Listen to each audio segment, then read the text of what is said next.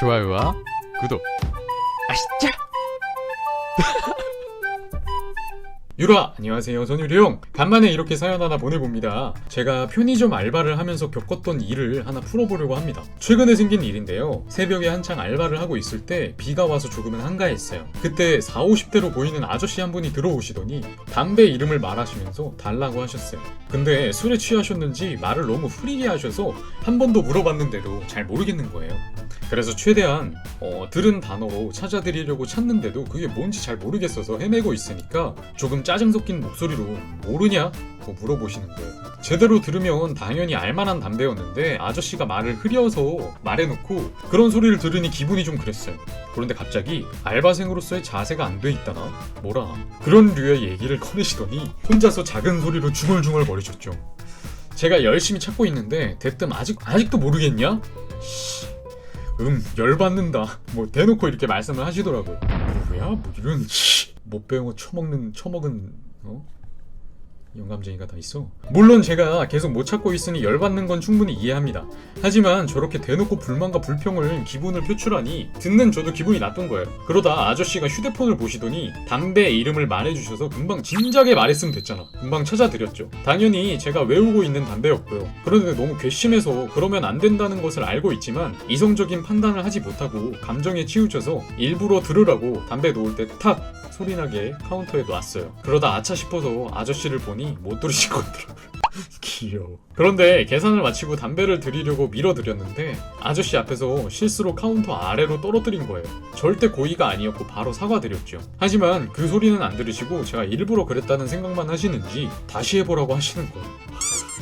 꼰대 이런 꼰대가 없죠. 저는 죄송하다고 고의가 아니었다고 사과드리고 설명해드렸지만 술 취한 사람의 귀에 뭔 말이 들리겠나 계속 화만 내시더니 저를 자기 앞으로 불러 세워놓고서 카운터에 있는 담배를 집어서 저에게 던지려다가 망설이더니 카운터 쪽으로 던지시더라고요. 그러면서 안 되겠다면서 여기 고소할 거라고 하시더라고요.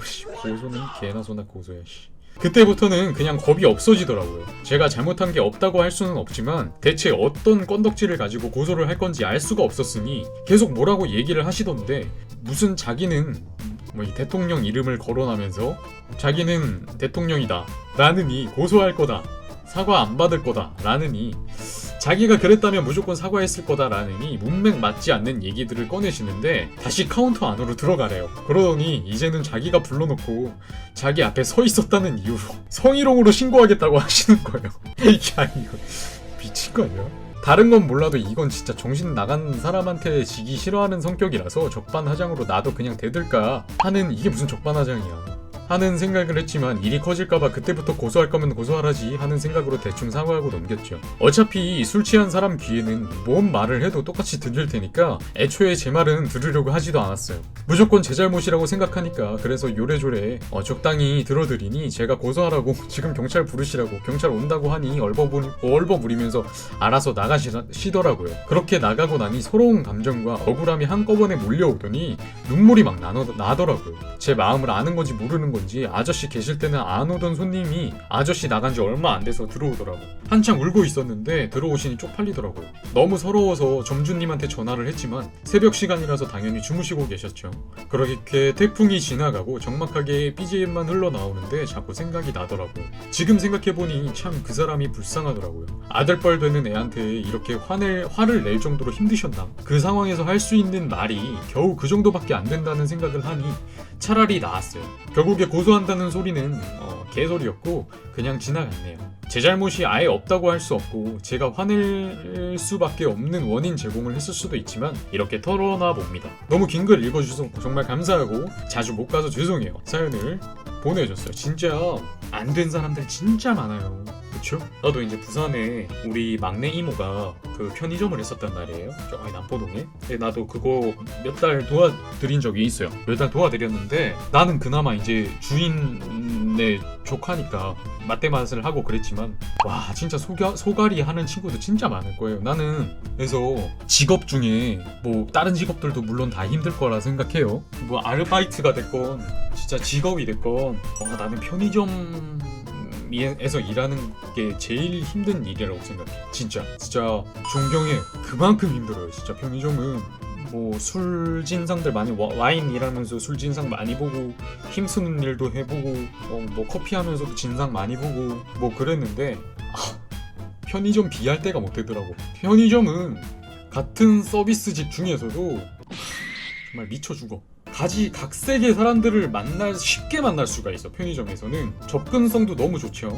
그쵸? 진짜 동네 뭐 이렇게 불황자서부터 발음에 유의해주세요. 불황자. 동네 양아치서부터 별의 별 사람들이 다 들어와서 대접받으려는 그런 곳이라서 맨날 관리가 안 돼요. 나도 그래가지고 거기서 진짜 여러 번 싸웠어.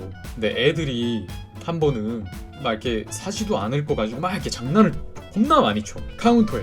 근데 애들도 마냥 생각 없을 나이가 아니야. 또 제지를 하면 말 들을 만한 애들이야. 그런 나이의 애들인데 어디서 배워 처먹은지 계속 장난을 치는 거야. 막 돈도 막 왜 그 애한테 돈을 주라고 시켰는지 모르겠어. 아직도 모르겠어. 막 돈도 막 던지고 막. 그럼 나도 똑같이 이렇게 해주잖아. 그러면 이제 그때 그 애 아빠란 나한테 막 불같이 화를 내. 이게 좀 뭐 하는 짓이냐고. 그러니까 여기서 알바를 하고 있지. 막 이런 얘기를 해.